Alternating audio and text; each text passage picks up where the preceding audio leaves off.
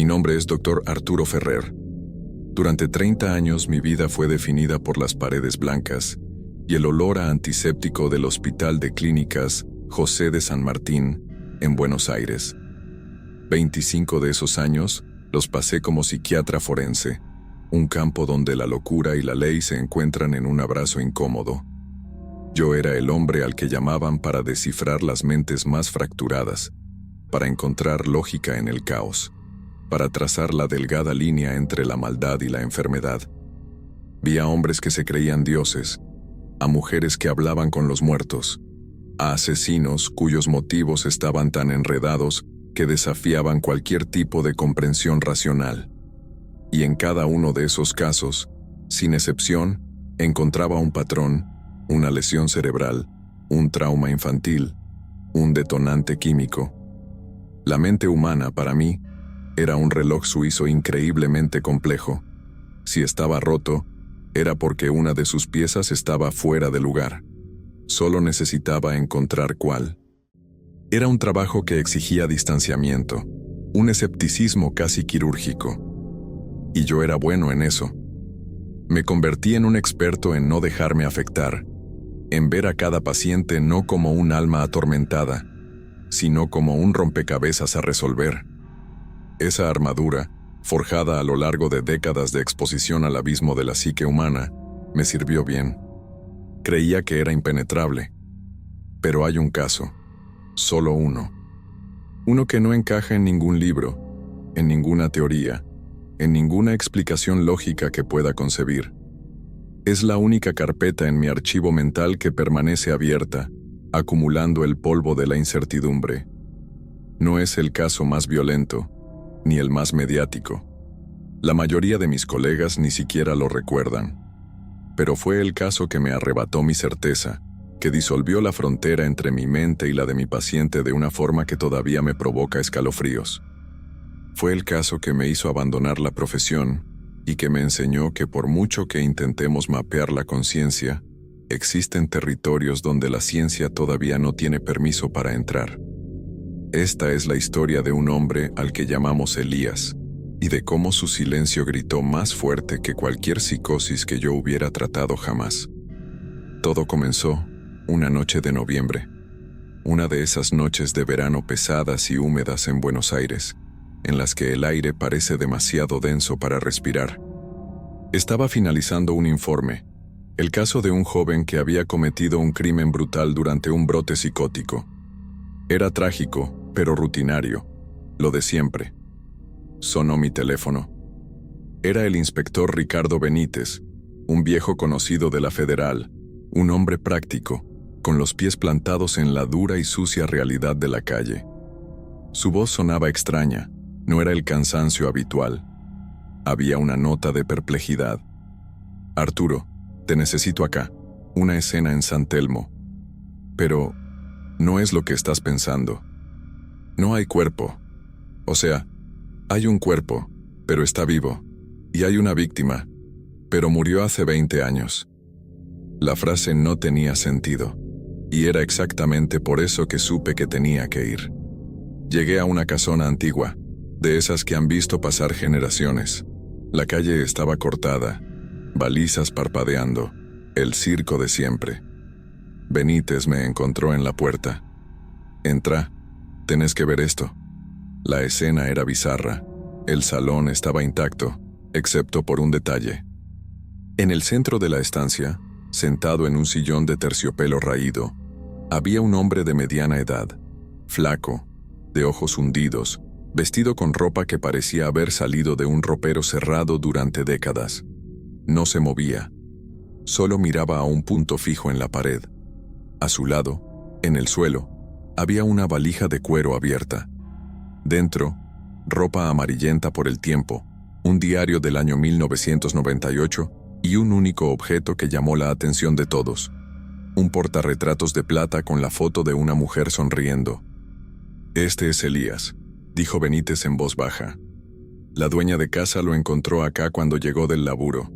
No forzó la puerta, no hay señales de nada. Simplemente estaba sentado acá. No habla, no reacciona». «¿Y la víctima?», pregunté. Benítez señaló el portarretratos. Esa es Lucía, la dueña anterior. Murió de un aneurisma cerebral, en este mismo sillón, en 1998. A primera vista parecía un caso simple, un intruso con algún tipo de trastorno delirante, quizás una fijación por la antigua propietaria. Trágico, pero clínicamente comprensible. Me acerqué a Elías, comencé mi procedimiento estándar. No respondió a ninguna pregunta. Sus ojos estaban vacíos, como si la persona que debería estar ahí dentro simplemente se hubiera marchado, dejando el cuerpo en modo de espera. Era un estado catatónico, pero diferente a todo lo que había visto. Había una quietud en él que no era ausencia, sino la presencia de algo antiguo. Mal sabía yo que aquella quietud era el preludio de la tormenta que destruiría mi mundo. Internamos a Elías en el hospital bajo mi observación directa. El diagnóstico inicial fue el más obvio: catatonia con rasgos psicóticos. Iniciamos el protocolo estándar, pero no respondía a nada. Pasaba los días sentado en la misma posición, mirando a la pared de la habitación, la misma mirada perdida que tenía en la escena del crimen. Lo único que logramos averiguar fue que no tenía registros, ni huellas dactilares en el sistema, ni familia que lo estuviera buscando. Elías, a todos los efectos, no existía hasta que apareció en aquel salón. Mi trabajo era rellenar los huecos, encontrar la llave que lo había encerrado dentro de sí mismo. Las primeras semanas fueron un ejercicio de frustración. Pasaba horas con él todos los días, intentándolo todo, desde estímulos verbales hasta musicoterapia, con la esperanza de provocar cualquier reacción. Nada. Era como hablar con una estatua. Comía cuando le daban de comer, dormía cuando apagaban las luces. Un autómata perfecto. Llenaba páginas y páginas de anotaciones con la misma palabra: no responsivo. El equipo de enfermería empezó a tratarlo más como un mueble que como un paciente, un cuerpo silencioso que ocupaba una cama. Yo, sin embargo, no podía quitarle los ojos de encima, sintiendo que aquel vacío era una fachada para algo mucho más complejo. La primera anomalía, el primer hilo suelto en el tejido de mi lógica, ocurrió un martes, casi un mes después de su ingreso. Estaba en mi despacho revisando las notas del caso cuando una enfermera, Lucía, una coincidencia de nombres que en ese momento pareció trivial, entró, pálida. «Doctor Ferrer, tiene que ver esto». Me llevó hasta la habitación de Elías. Ya no estaba sentado. Estaba de pie, de espaldas a la puerta con la mano apoyada contra la pared de concreto. Estaba susurrando. Me acerqué despacio, intentando escuchar. Las palabras eran inconexas, un murmullo bajo y constante. Logré pescar algunas frases. La canilla de la cocina gotea, 3 veces rápido, una vez lento. El piso de madera cruje cerca de la ventana del cuarto. A ella no le gustaba el ruido. Me quedé confundido. ¿Está hablando de la casa?, preguntó la enfermera. No sabía qué pensar. Era posible que hubiera estado allí antes, que hubiera observado la casa, pero los detalles eran tan específicos, tan banales, detalles que solo alguien que vivió allí durante años sabría. Aquella fue la primera vez que sentí el escalofrío de la anomalía, la sensación de que las reglas de mi universo profesional estaban siendo sutilmente dobladas. Decidí llevar la investigación por un nuevo rumbo. Hablé de nuevo con el inspector Benítez y pedí hablar con la actual propietaria de la casona, una joven llamada Mariana. Dudando, ella accedió a verme. La interrogué sobre los detalles que Elías había susurrado. Sus ojos se abrieron como platos. «Sí», dijo, con la voz temblorosa. «La canilla, iba a llamar a un plomero esta semana, y el piso, cruje exactamente en ese lugar. ¿Cómo podría él saber eso?». La explicación lógica era que Elías la había espiado, pero no había ninguna evidencia de ello, ninguna. La casa no tenía señales de haber sido forzada, y los vecinos nunca vieron a nadie sospechoso. Empecé a sentir una incomodidad creciente, una sensación de que la pieza que faltaba en este rompecabezas no pertenecía a él. La sensación de que algo andaba mal comenzó a instalarse, no como un pensamiento, sino como un nudo frío en el estómago. Estaba ante una paradoja, un hombre que era una pizarra en blanco, pero que parecía tener acceso a información que no debería poseer. Llevé mis preocupaciones a mi principal colega, la doctora Elena Rojas, una neuróloga brillante, con una mente tan afilada como un bisturí. Elena era la personificación del escepticismo científico, el ancla que me mantenía atado a la realidad cuando los casos se volvían demasiado extraños. Éramos amigos desde hacía años. Nuestra rivalidad intelectual era la base de un profundo respeto mutuo. Le presenté el caso, los detalles, la falta de lógica. Su respuesta fue inmediata y predecible. Arturo, eso se llama criptomnesia. Estuvo en esa casa antes, quizás en su infancia, o escuchó a alguien describirla en detalle. La información quedó latente en su subconsciente y ahora emerge de forma fragmentada por su estado psicótico. Estás cansado. Te estás involucrando demasiado. No conviertas un misterio psiquiátrico en un cuento de fantasmas. Su explicación era perfecta, elegante, científica, y por algunos días me aferré a ella. Era más fácil creer que yo estaba equivocado que aceptar la alternativa aterradora que empezaba a formarse en el fondo de mi mente. Intenté convencerme, repitiéndome a mí mismo que todo misterio tiene una solución racional, aunque no sea aparente de inmediato. Pero Elías no me dejó en paz. Empezó a filtrar más información. Un día, describió en detalle un pequeño rasguño en forma de estrella detrás de uno de los azulejos del baño de la casa. Otro día, murmuró sobre un libro de poemas con una dedicatoria escondido en el fondo de un cajón del armario. Cada detalle era confirmado por una Mariana cada vez más asustada por teléfono.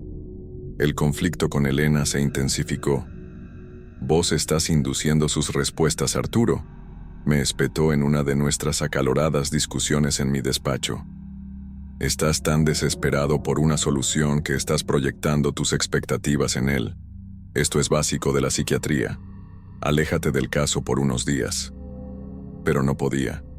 Estaba obsesionado. La lógica de Elena tenía sentido en teoría, pero no encajaba con la quietud sobrenatural de Elías, con la forma en que esa información salía de él, como si fuera una radio mal sintonizada captando una emisora antigua. Empecé a pasar las noches en vela, leyendo artículos sobre memoria y percepción extrasensorial, aventurándome en territorios que siempre consideré charlatanería. Mi armadura de escepticismo comenzaba a agrietarse bajo la presión constante de lo inexplicable.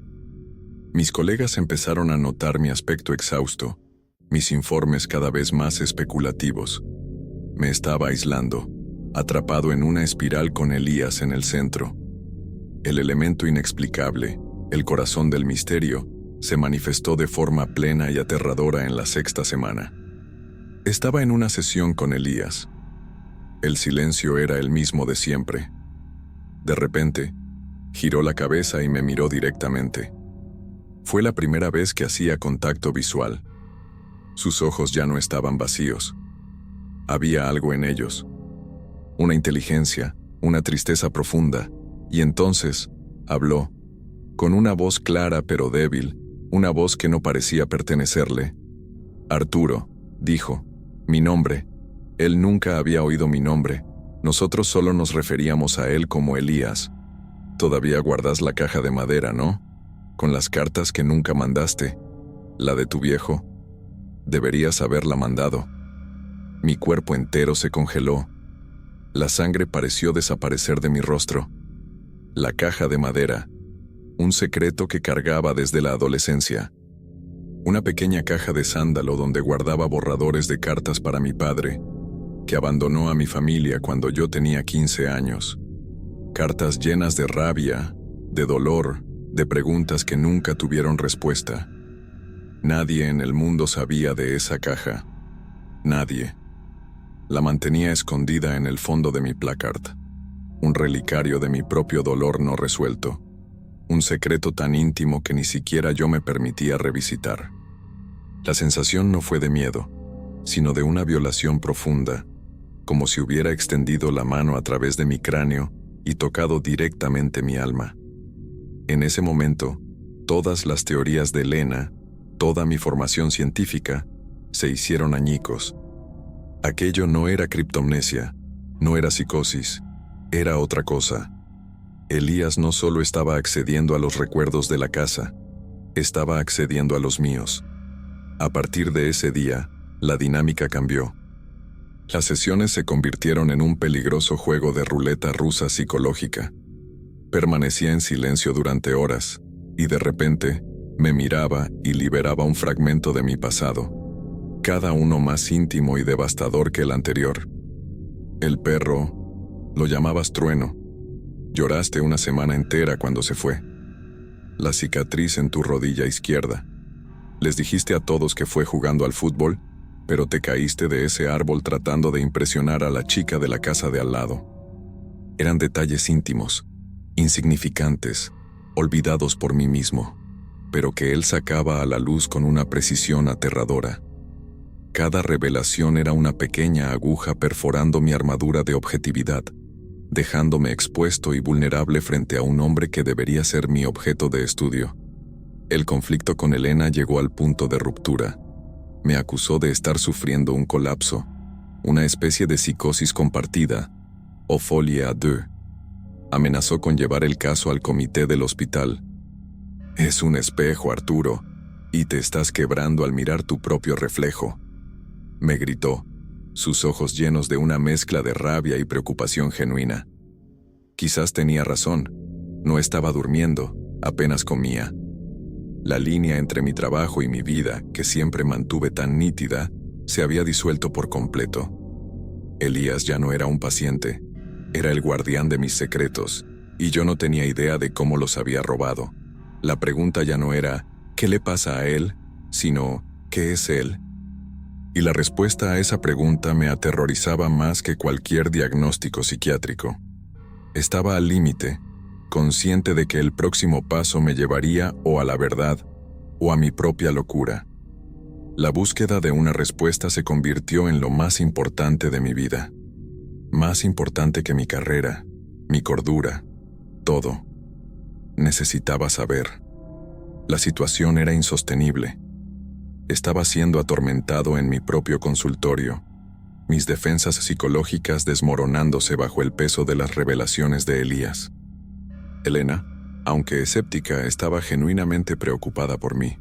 Fue ella, irónicamente, quien me dio la llave, incluso sin darse cuenta. Si crees que hay algo en su mente que no es suyo, dijo, en un tono que mezclaba agotamiento y un último esfuerzo por devolverme la razón, entonces la única manera de probarlo es separando las variables. Necesitamos un electroencefalograma de alta densidad durante una de esas confesiones. Necesitamos ver qué está haciendo su cerebro. Es el único lenguaje que la ciencia entiende, Arturo. Datos. La idea era brillante en su simplicidad. Un EEG mapearía la actividad eléctrica en su cerebro. Si estuviera accediendo a recuerdos propios, áreas específicas como el hipocampo y el córtex prefrontal mostrarían una actividad intensa. Si estuviera fabulando, otras áreas se encenderían. Pero si algo diferente estaba sucediendo, quizás, solo quizás, el examen mostraría una anomalía, un patrón que no encajara en nada conocido.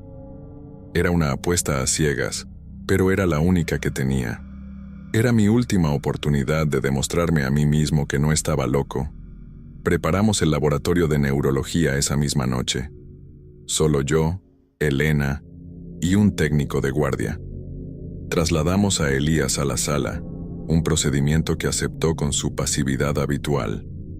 Mientras el técnico le aplicaba los 256 electrodos en el cuero cabelludo, Elena me observaba con atención. Arturo, si esto no muestra nada, te apartas del caso. Promételo. Asentí, pero sabía que no podría. Ya estaba demasiado hundido en el abismo.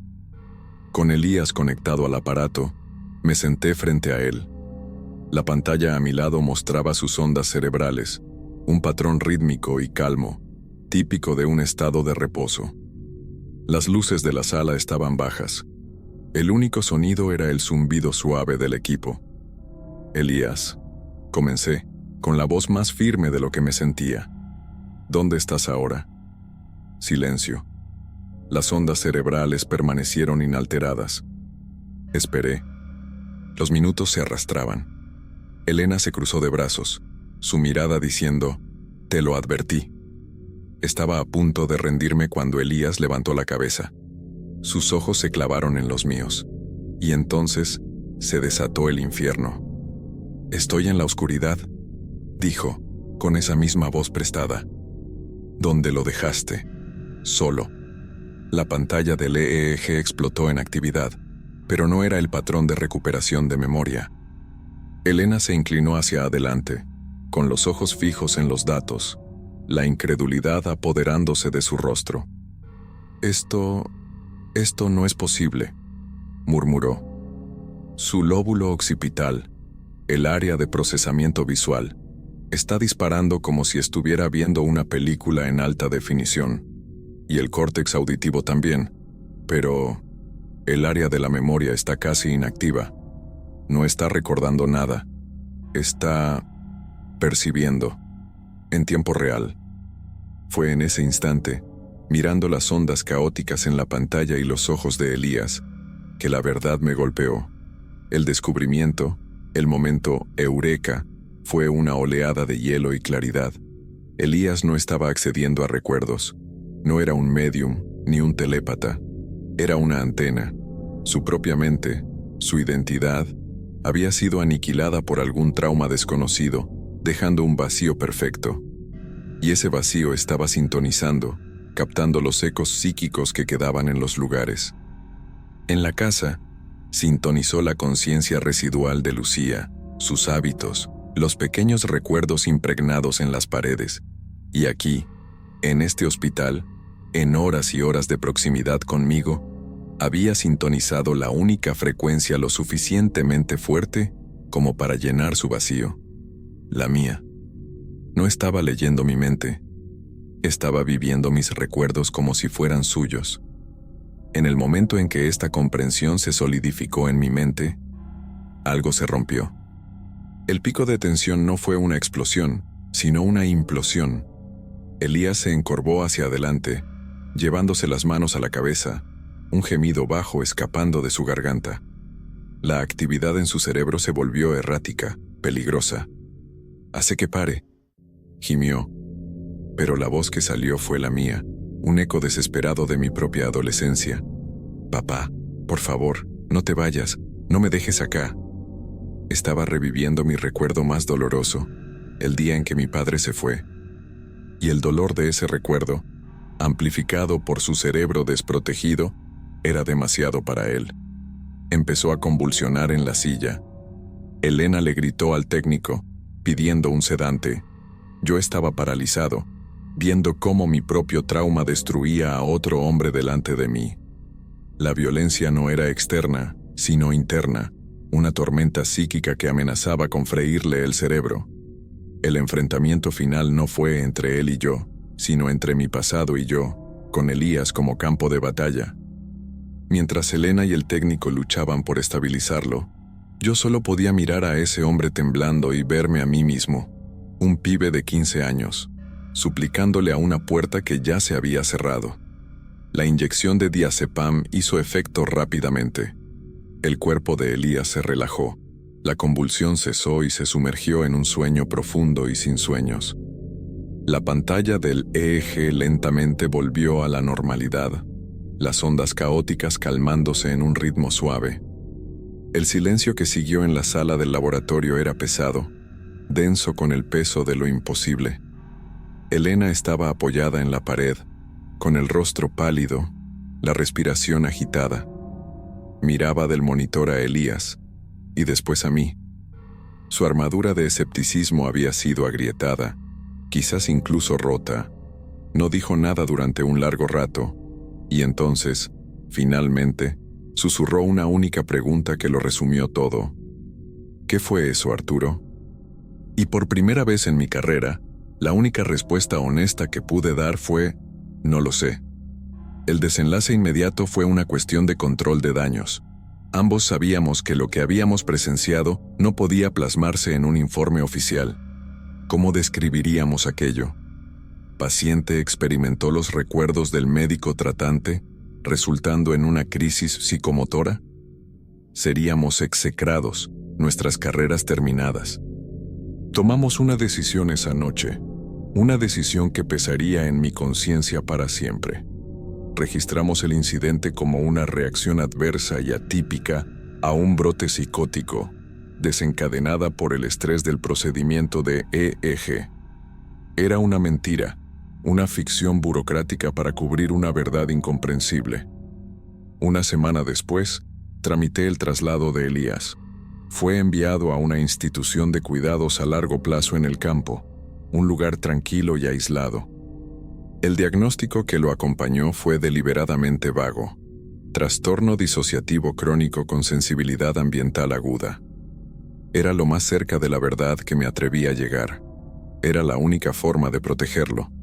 Si él era una antena, necesitaba estar en un lugar con la menor cantidad de señales posible, lejos de mentes atormentadas, lejos de mí. La resolución del caso, en los papeles, fue completa. El paciente fue estabilizado y transferido a un lugar apropiado. Pero para mí, la resolución fue terriblemente incompleta. El misterio central permaneció. ¿Qué causó el trauma original de Elías? ¿Qué aniquiló su personalidad de forma tan absoluta como para convertir su mente en un vacío? Y lo más aterrador, ¿el fenómeno era exclusivo de él? ¿O esa capacidad latente, esa permeabilidad de la conciencia, existe en todos nosotros, mantenida a raya solo por la fuerza de nuestra propia identidad? Esas preguntas no tenían respuesta. Se convirtieron en los fantasmas que ocuparon el espacio que Elías dejó en mi mente. El caso estaba cerrado, pero el enigma estaba más abierto que nunca. La transformación personal que siguió fue sísmica. Ya no podía entrar en un consultorio de la misma manera. Miraba a mis pacientes y veía no solo sus enfermedades, sino el potencial terrible de que sus mentes se conectaran a la mía. La distancia profesional, la objetividad que era la base de mi práctica, había sido irrevocablemente comprometida.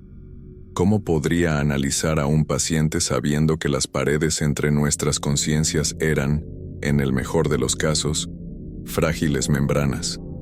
Yo, el hombre que veía la mente como un mecanismo, ahora tenía que enfrentar la posibilidad de que fuera más como un campo energético, algo que podía filtrarse, superponerse, reflejarse y, en el proceso, destruir. Mi fe en la ciencia no fue destruida, pero fue profundamente sacudida. La ciencia era un mapa, pero yo había descubierto que el mapa no es el territorio.